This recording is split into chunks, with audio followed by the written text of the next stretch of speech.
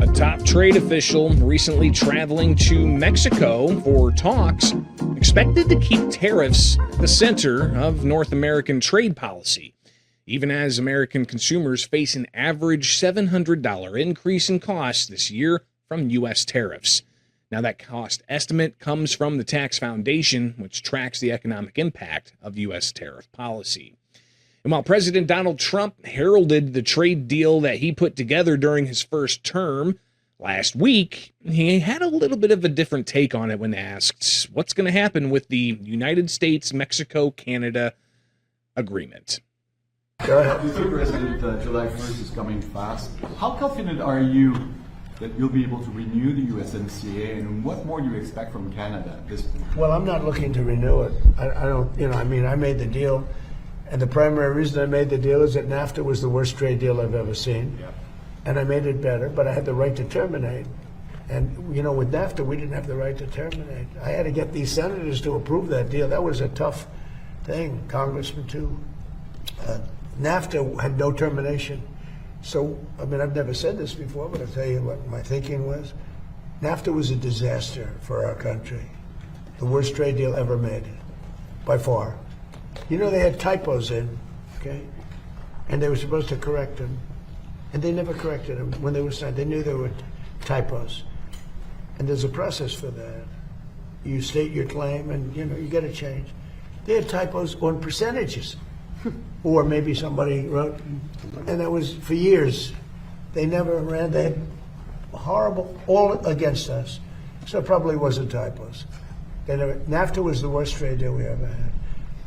USMCA did one thing that I loved. After 6 years, it comes up for renewal.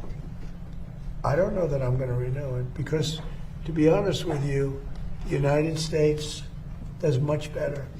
Hey, we don't need anything that Canada has. We don't need anything that Mexico has, but they need everything that we have. And they have to treat us better. With Mexico and Canada, we have trade deficits. We should have surpluses with them. We don't need their cars. We don't need their lumber. We don't need their energy. We don't need anything that they have.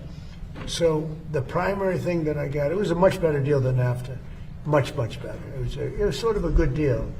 But it was a great deal for one reason. It gave the right to terminate. Now, the president's first term, there was policy within the USMCA that united all kinds of people from across the political spectrum, including of Pennsylvania, where lawmakers on both sides of the aisle discussed the efforts to replace the North American Free Trade Agreement with USMCA. Although that agreement isn't set to expire until July of 36, regular review of the terms, and the countries continue negotiating every 6 years, as the first 6-year term ends at the beginning of July. Now, elected officials and analysts, they take a look at some of the possible impacts this agreement or the change, or could it be scrapped, could have. The Center Square contributor John Cole reports Pennsylvania Democratic U.S. Representative Brendan Boyle, who is a vocal critic of NAFTA, voted in favor of the USMCA. He said the USMCA improved many of the failures of NAFTA, but it did not do enough to address the myriad challenges faced by American workers. He went on to say now President Trump's chaotic trade policies are making things even worse. As a senior member of the Ways and Means Committee, I believe it is vital for Congress to use this opportunity to make improvements to the USMCA that benefit American workers, American consumers, and American manufacturers.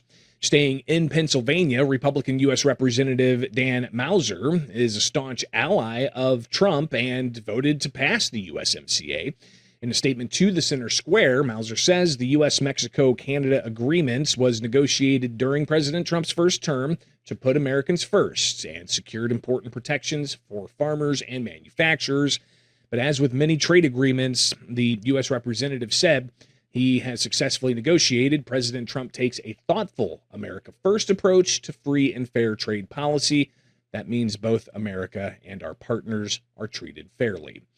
Now, in Illinois, the Center Square reporter Sean Reed reporting in terms of energy, the USMCA provides that energy products like oil are not tariffed between the three countries, bolstering exports for the U.S. and providing reduced reliance on imports from other regions, according to documentation from the Office of the United States Trade Representative. Now, according to the Canadian government, Illinois, the fourth largest state for oil refining capacity, imports the vast majority of oil of its refineries from Canada, totaling $45 billion in crude oil imports per year. Patrick DeHaan, a fuel markets expert and analyst, told the Center Square that what potential impacts not renewing the agreement could mean for Illinois and the region. DeHaan saying that if the cost of Canadian crude goes up, or if there's a tariff on Canadian crude, that could eventually hit motorists simply because refineries in Illinois rely predominantly on Canada for oil. Now, DeHaan noted that the impact would more likely be felt down the road rather than immediately if Trump were to end the agreement and seek out tariffs on Canadian crude. We'll keep an eye on what happens again. USMCA set to be renewed next month with trade negotiations ongoing, and the president overseas in Europe as we continue to see the price of oil drop slightly after its announced negotiations between Iran and the U.S. advancing. This is The States